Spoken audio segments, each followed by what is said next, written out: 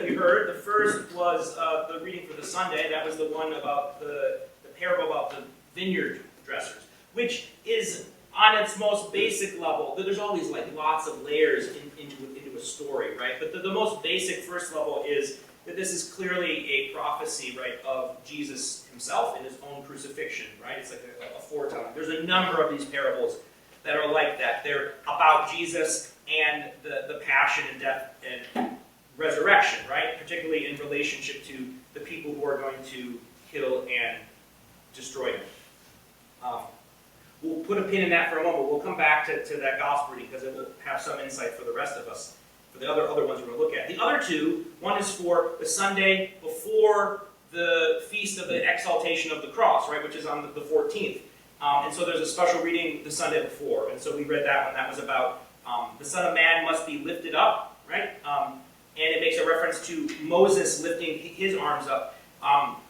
This sometimes is a more obscure story for some people in the life of Moses, but it's when they've crossed over the Red Sea and they're in the wilderness and they're fighting the Amalekites. And, there's the story where Moses, there's two different stories, but I'll tell you both, but this is referencing just one of them. One of them is Moses has to hold his arms up in the shape of a cross, right? So, and then he wins a battle, right, against them because, and when his arms get tired and they start lowering, then the Israelites start losing, and he raises them back up to a perfect cross shape, then they win. And like Aaron and them, they hold and propped Moses' arms up so he could hold it up during the battle. So that's one story. That's a little bit more odd, right? People don't usually know that. The other one is, and this is even stranger, is they win another battle, and this is because when people all get bit, this is different, not a battle, they get bit by all these serpents in the camp, right? All the Hebrew people, they're in the desert, they get bit by these serpents, and this is the pattern that happens when they're in the desert. They're like a bunch of spoiled children.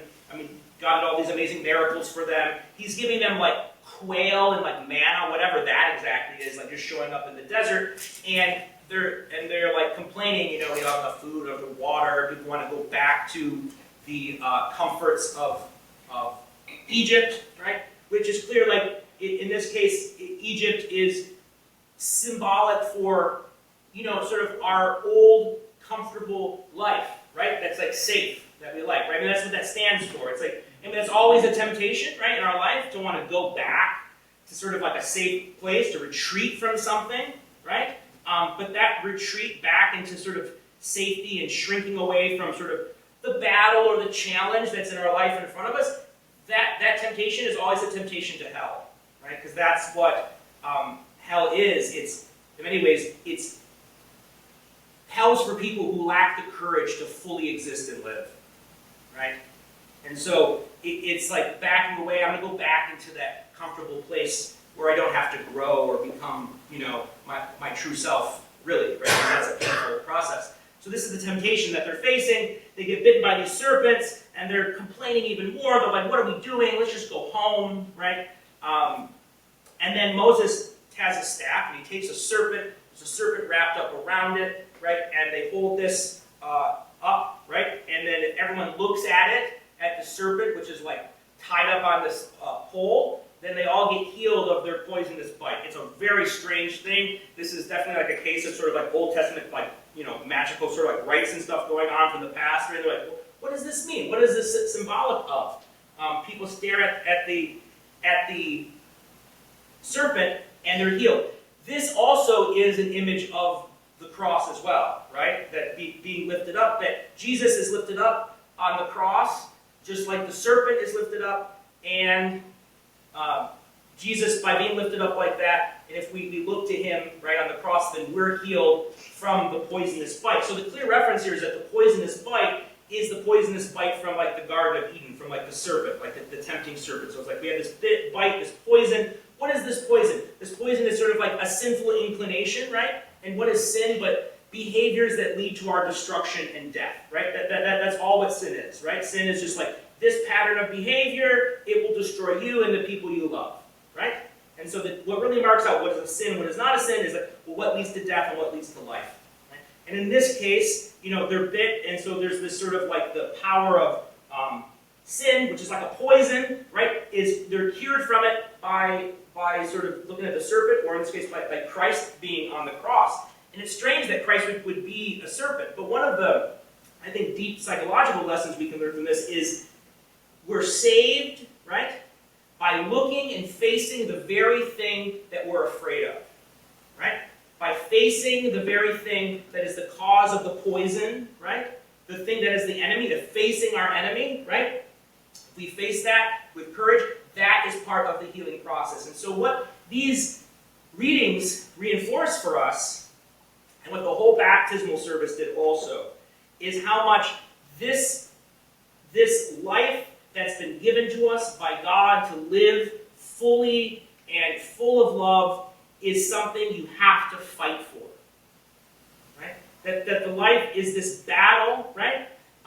Against sort of, the poison that's in us, that of our inclination to fail to rise up to what we're capable of being, sinful patterns of behavior that destroy us and our relationships, that this is the enemy that's in the way that needs to be defeated. And that enemy is always death.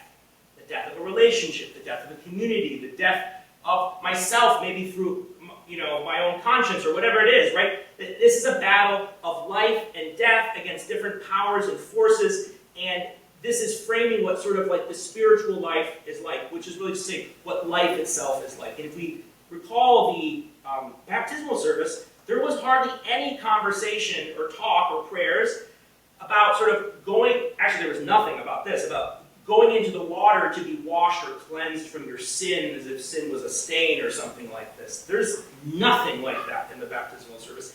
Yet, when we think about baptism, if we maybe know a little bit of theology, we think, oh, well, that's what baptism does. It forgives sins. And it does forgive sins, but it forgives sins because it conquers death, right? And the devil, which is all the agents or powers that we would encounter in our life that are sort of messengers and ambassadors of death and destruction. Right? And so this battle, right, is a real one. And so when we take a baby and we dunk the baby into the font, and the font is clearly here, two symbols at once, right? It's first a tomb, right, that the child is buried in and raised back out of, right, in imitation of Christ. And so what we give here is that we get to follow in the pattern that Christ showed us, that if you follow this way, that you're able to overcome death by co-opting death itself. That so this is the thing, you take the very thing that was meant for your destruction, the very thing that you maybe hate most about your life, right? This is the power of what the cross does, is it takes the trauma, the abuse, the loneliness, the deep regrets, right, that we have for all the things that we've done, and that those very things themselves, which are the most evil that we hate, become the very thing that makes us most beautiful and saves us. Right? This is the picture of redemption. Right? That doesn't just annihilate bad things, it transforms those bad things into something beautiful and good. Right? Which is what the message of that Christians, of how do Christians defeat their enemies? Right? We make them our friends. Right? This is the power of the gospel. And it's fitting that we're doing a baptism on the Sunday before the cross, because a baptism is a pattern of the cross and the resurrection. It's an image of the tomb. It's also an image of the womb, that it's a time to be reborn. Right? And so we realize that these conflicts, the way that we defeat, right, all the enemies and the pressures in our life that would try to drag us down and make us live lives that are not full, flourishing lives like God intends for us to have, right? That it means that we have to contend with this enemy, which is death, which is this thing that's trying to destroy us. And we do it by turning it against itself, right? So that, and what this does is it's like a superpower. If you fail at your job and you get fired, and it's like, wow, I really messed up here, right? Or anything you can think of where you just destroy your life, right, in some big way, and this horrible sort of mistake you made, that very thing, whatever those mistakes are, whether they're grand or small, that they're then seen as opportunities for transformation. So that every failure you encounter, no matter what it is, every misfortune, right, every suffering that comes your way, you have the key to unlock it and turn it into something that blesses you. Right? Like that's always possible in every moment, that no matter what's happening to you. And so when we come and we baptize a child like this, what we're saying is we are committing ourselves together as a community, right? And the parents are affirming this, that they're going to raise their child, right, in the way of Christ, right? Which is the way of the cross, right? To set them up, right? To set them up to succeed in their life, right? Again, and to acknowledge that this child is beautiful and innocent, but there's a world and there's powers and forces and there's a whole life out there that is challenging and difficult and dangerous and has lots of malicious things in it. And to prepare that child to do battle, because the task that's given to parents, right? And this is the same way God treats us, and maybe this will make us understand why we endure such hardships at times. That the job of the parent is not to make the child safe, but to make the child strong. And so God does the same thing for us. You're like, well, we ask God, take away these hardships from me. But those hardships are God's very gifts to you, to get you off your butt and to get you moving and to transform you, right? And it's your task, right, cooperating with the Holy Spirit to sort of figure out how this circumstance that I'm in, this misfortune that was dealt to me, how is this a gift? Right? And you can turn anything into a gift with the power of the cross. And that's also the power of baptism. And so we here today to affirm and strengthen Leo in the same journey, the same challenges, the same battle, and the same victory that lies ahead for him that does for us also. Lord Jesus Christ. Lord God. Lord have mercy.